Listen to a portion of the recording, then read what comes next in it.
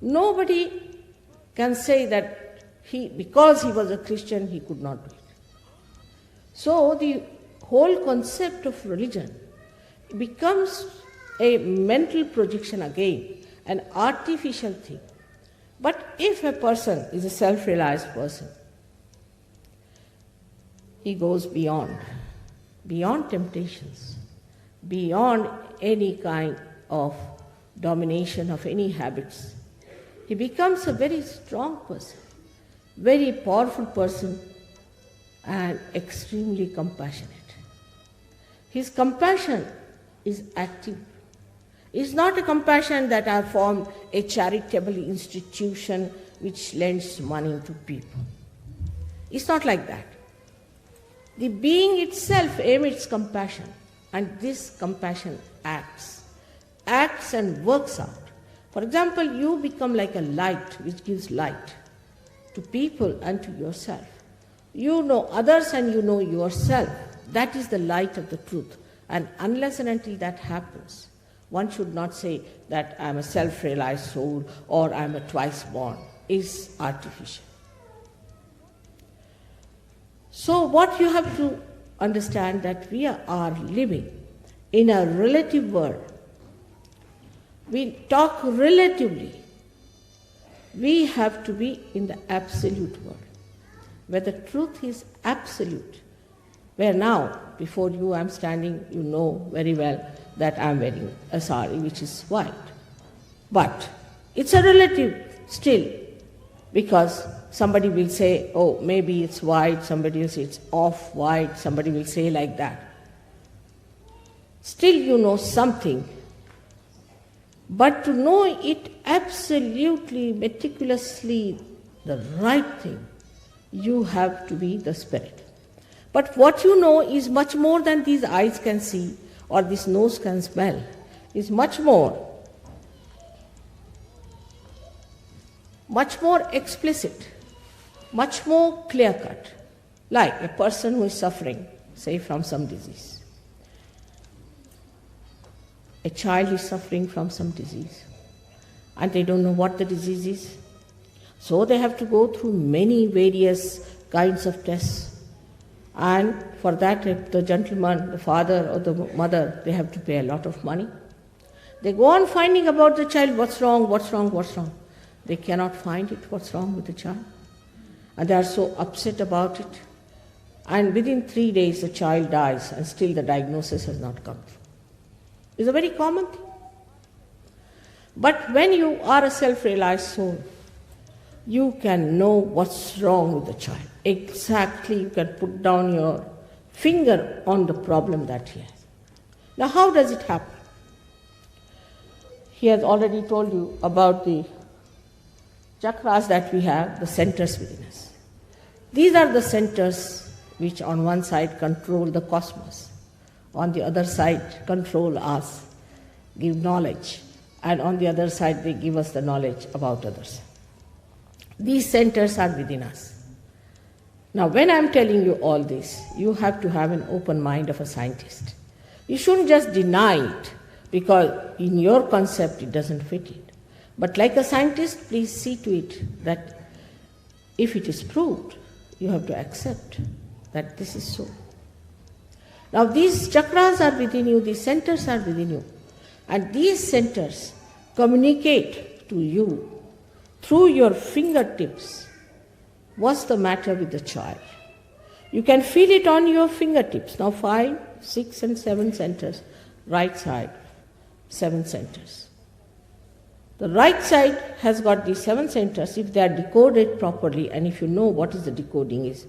Putting the hand towards the child for a realized soul, it is very easy to say where is the problem. And as soon as he finds the problem and he knows how to cure it, he can cure people without going to doctors. Saj Yoga has cured, I must say. I don't want to claim it because I don't want to open a hospital. We are here to create doctors and not patients. So even some patients who have come to us have become doctors today, in a way that they diagnose it on their fingertips. As Muhammad Sahib has clearly said that at the time of your resurrection, your hands will speak.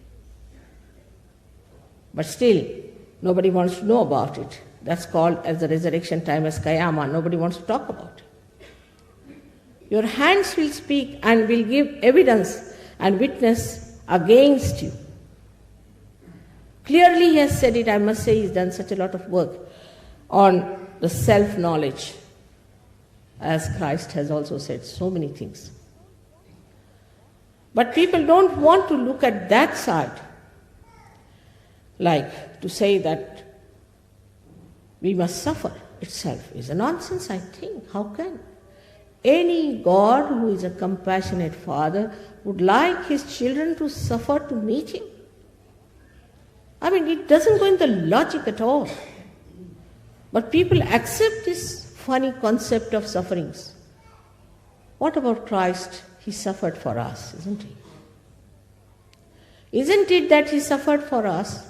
If so, has he left something for us to be done, to be completed more than he has suffered? He has suffered for us and he has done the job fully.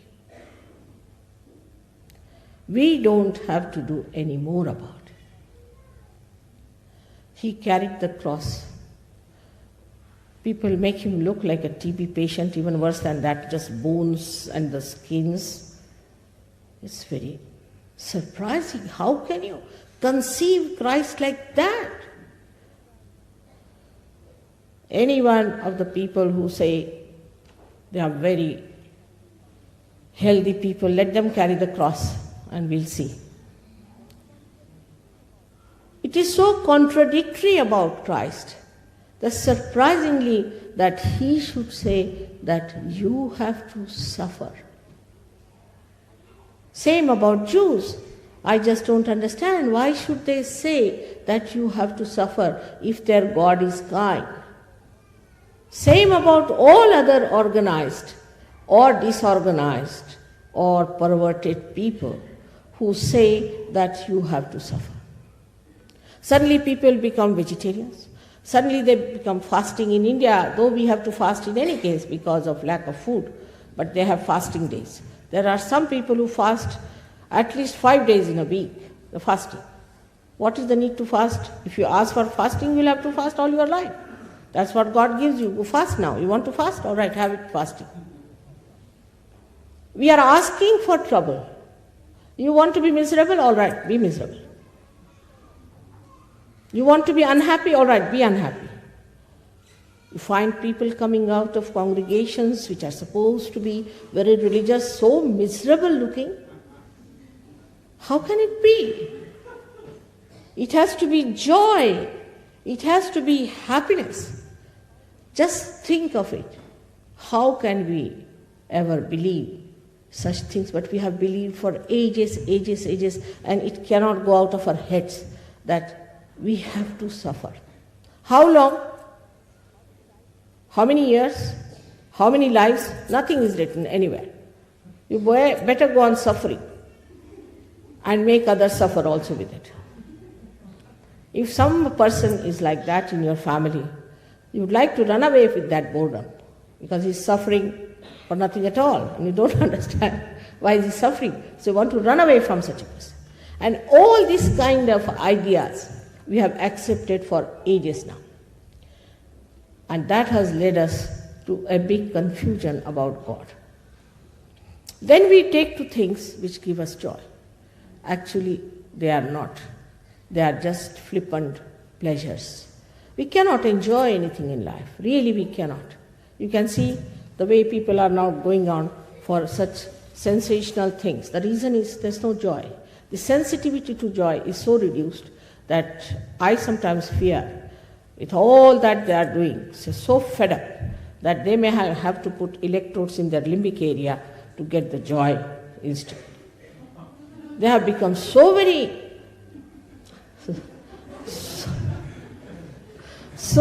insensitive to anything.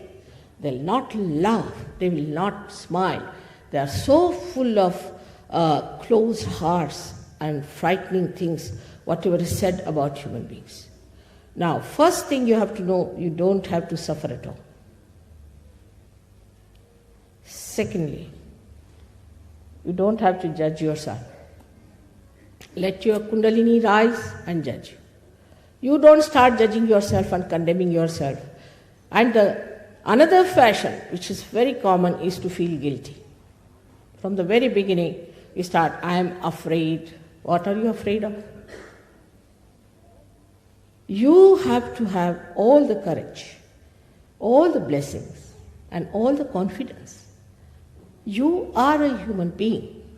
And this is the message I want to tell you, that you are a human being and you have to be the spirit. And once you are the spirit, you will be surprised, the blessings will be showering upon you. In these modern times, to talk about these things is out of date. But it is predicted that this will be said and this will be done. For us, it is important, first of all, to know our own glory, our own truths, and about how we are built and how others are built. Once you know that, first of all, the peace within is established. Unless and until there is peace within, what do you talk of this peace organization and peace Nobel Prize? I have seen the people who have got Nobel Prizes are the most hot-headed, so much that you have to talk to them with a barge pole in between. Anytime they are up to jump on you, you cannot challenge them. Even talking to them is a difficult situation. So how are they going to have this peace foundation when they are themselves so shaky?